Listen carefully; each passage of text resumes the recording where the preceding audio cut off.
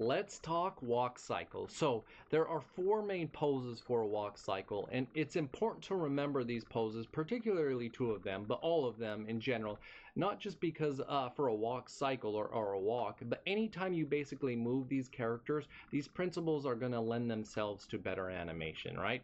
So the very first pose is called a contact pose. So one second. A contact pose. So let's and many of you, if you've ever looked in an animation book, you will have seen most of this. So the contact pose. So if this is, we're going to be working from the side view. So our character is going to be walking this way. So our character's front foot should generally look like this, and our character's back foot should look something like this. So what's important about this first pose, called the contact pose, is the reason why it's called the contact pose is it's your front leg contacting with the ground. That's what's important about this here. So the heel has just contacted the ground, the toe is up, and most importantly, this leg right here is straight. You don't want it slightly bent. Some of you may have had instructors in the past, if you've had an animation class, and if they haven't had a lot of experience in animation, they might have told you to slightly bend this. They are wrong. Don't listen to them. I had an instructor who once did that, who taught me that as well.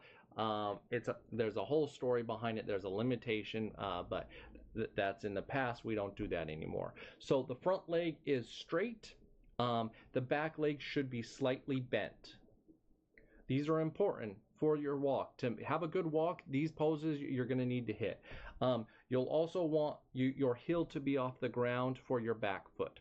So the toe is going to be there, the heel is going to be up. Let's go ahead and make this first pose. So what we're going to do is I'm going to grab the right foot like this. And before I do that, I can see that I have 250 frames. So I'm actually going to give myself 24 frames like this. And instead of starting on frame 1, I'm going to start on frame 0. This is just going to make the math work out much better if you start on 0. If you start on 1, then you're going to have to go to 25. Generally, a 24 frame walk cycle it is, I would say, like a good place to start for walk cycles. Obviously, all of us are slightly different. Some walk cycles are going to be more or less, but 24 frames is a good place to start. So we are going to set a key on our very first, on frame 0 right here. Cool. Like that. Let's go ahead and move, just like our drawing, let's move our right foot forward, and we'll go ahead, and instead of rotating this like this, what we'll do actually instead is we're going to try using the foot roll. So we're actually going to use this control right here, like that, and we will set a key. Let's go ahead and turn on auto key as well. If you like auto key, I'll go ahead and change my key set to location scale custom properties, like that. Great. Now let's go ahead and select our back foot, and let's do something like that, and let's select this control, add rotation, and move the heel up. Now one of the things that I'm looking for right here is a straight front leg, and so if I grab this, you'll notice that here it's bent, and then it's straight after that. Straight, straight, straight, straight, right? This one is bent. So if we look here, there's where it hits straight. We want to make sure that this is slightly bent and this is straight.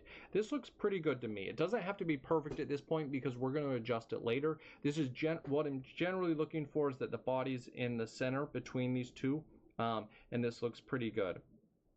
At this point, I'll go ahead, I'll hit my selection set, I'll hit select, and I'll hit S to set my key. Then I am going to go to frame 24, and I will hit S again. Our frame 0 and 24 are going to be the exact same keys.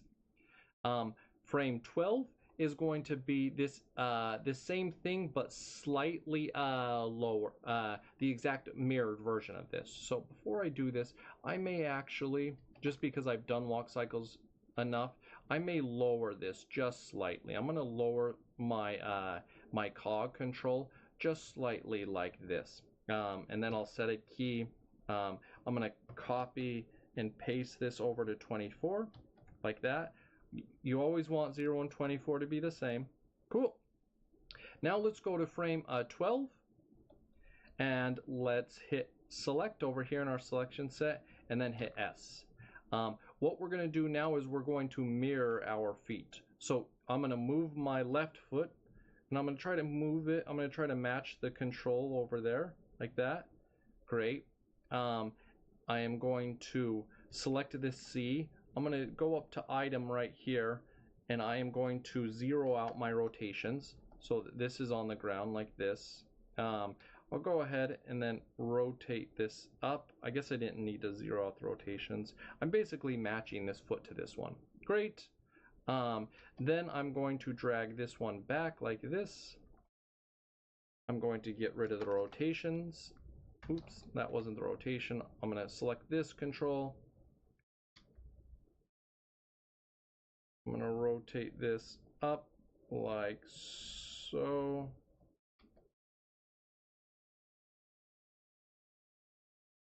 Great, something like that. I'm going to hit select, and I'm going to hit S. Now I'm going to go kind of back and forth. I want to make sure that these two poses are pretty close to the same. So I can see that my front feet match pretty closely. I can see that my back foot here isn't matching as closely as I would like it on this one. So I am going to select my foot and move it back. It can be difficult.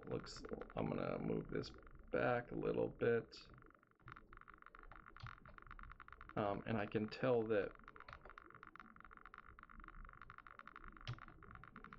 Great. So you're just gonna want to go back and forth, and you're gonna want to do your best to match these poses.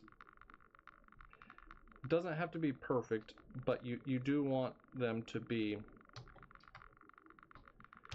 close. So let's see how that looks.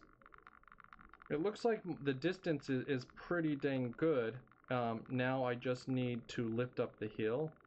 I'm going to move this just back just slightly. And you could mathematically do this exact if you wanted. You could match the numbers here. I found that at this point it doesn't make a lot of sense to try to be completely mathematical. Great. We're going to say that for the most part, that's pretty good.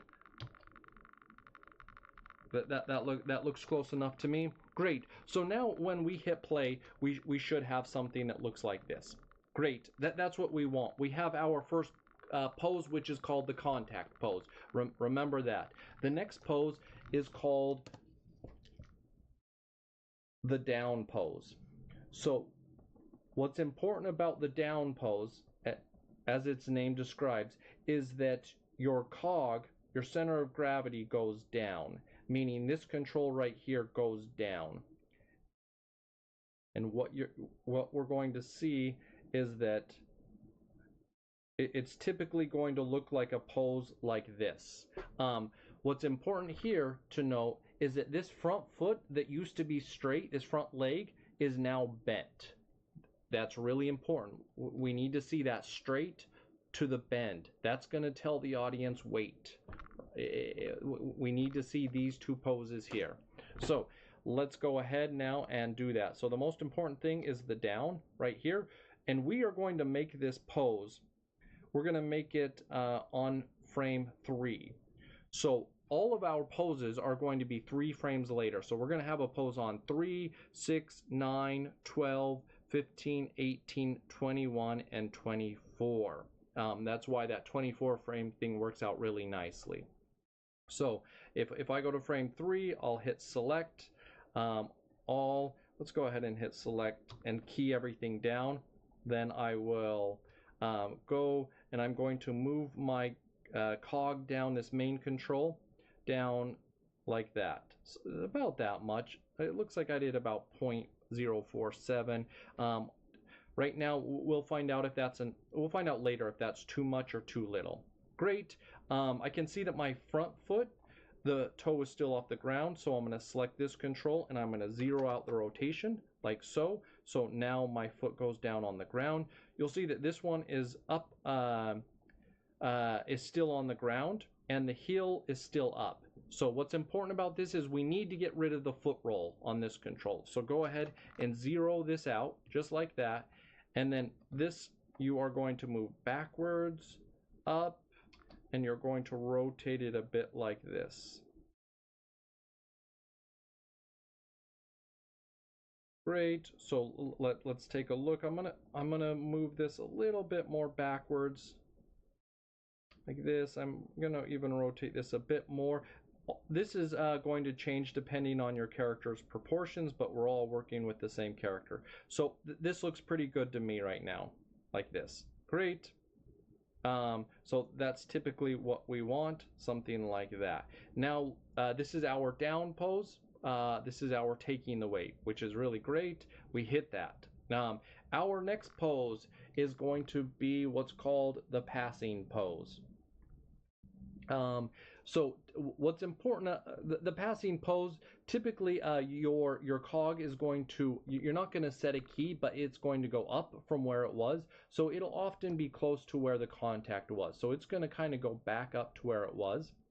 And then you are going to, typically there might be a little bit of a heel up on this right foot. I'll do this one thicker throughout, just so we can kind of, it doesn't necessarily have to be. The important thing about passing poses, typically this one's a little bit less important, but your foot, we got to make sure that your knee doesn't go too far forward and that this back foot is still off the ground. Great. Let's go ahead and do that pose. So that's going to be on 6, and you're going to see that this heel is already off the ground. We are actually going to, for this character, let's go ahead and just zero out the heel. It looks like actually, yes, we want that heel on the ground. So for this character's proportions, we're actually going to have this heel completely on the ground like this. So for this one, let's go ahead and let's grab the foot that's supposed to be in the air. It looks like there's some rotation applied to this. Let's zero that out. Great. And we are just going to lift this foot up a little bit like that. Great. And that's all we're going to do for this one. The passing one, you don't have to do too much with the passing pose. I'm going to set a key on everything. The next one is your up pose. So your up pose is going to be, as you might guess, is going to be up from where your contact was. So you'll notice I did a dotted line kind of like this. So this should be up the same amount pretty much that you went down for your down pose. So this is going to be like this. What's important here is that definitely you'll have, you'll typically have your heel up right here, and you will have a straight leg. This one is important here. You'll want a straight leg right here for that foot that is on the ground. Then you will have a pose that looks like this. Your foot behind is going to now be in front of the other foot. And you want to be really careful that your knee is not too far forward. There are some really famous animation books that do drawings that are similar to this, and one of the things that they often do for something like this is they tend to do something like this. They tend to do a pose that looks like this, where the knee is really far forward. You don't want the knee very far forward. This is going to cause problems if you do something like that. So be very wary of the angle of this this foot that's up on the ground. This will cause you problems later. So let's go ahead now and add that up pose, which is going to be on frame 9. I'm going to go ahead and I'm going to hit select, and I'm going to key everything down on frame 9 like this. You'll notice that the computer is already setting me up for success here. Like the only thing that I don't have is that this needs to go up, because that's the most important thing. So I'm going to go something like that. I want this to be a straight leg, and I want this heel to be off the ground, just slightly. Like it can't be so much that it bends the knee. So something like that. Great. And then And then this looks pretty good. I'm gonna pull this back just a little bit to pull that knee back, and I'm also going to, I can see that, see how my foot is off of this flat thing? That tells me that I have animation on this. So I want to zero this out like that. Great. And I'm going to change this to local so that it goes with that. Great. And I don't want this to be going through the ground. So I'll change this back to global. I change back and forth between global and local quite often. I'm going to do a pose like that. And then I will set a key. Great. And then the next pose, as we've already done, is your contact pose. And then we cycle back, which is going to be basically this pose, but the exact mirrored version of that pose. So now your foot so this is going to be your right foot, and then this would be your left foot right here, like that. So the poses for a walk, to write this down: a contact pose. What's important about this is the front leg is straight. Then the down pose. What's important about the down is that we go down and that front foot now, that front leg now bends. The passing pose is the next one. Passing. This one, this one you can get away with almost not keying anything down. The next one is the up pose. And what's important about this is you go up and that leg that's on the ground is now straight.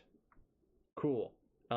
Make sure that check your front knee, and make sure your front knee isn't too far forward, because that will cause problems later. So contact down, passing up, and then you are going to cycle back to contact, and then you are going to repeat. You're going to rinse and repeat. So what I'm going to do now is I would do the exact same thing. On 15, I'm going to go ahead and do my down pose again. On 18, I'm going to do my passing pose. On 21, I'm going to do my up pose. Then it'll go back to my contact, and then I will have a walk. So you can see that right here, I've got half of my walk set up. I'll let you guys go ahead and do the second half of that walk.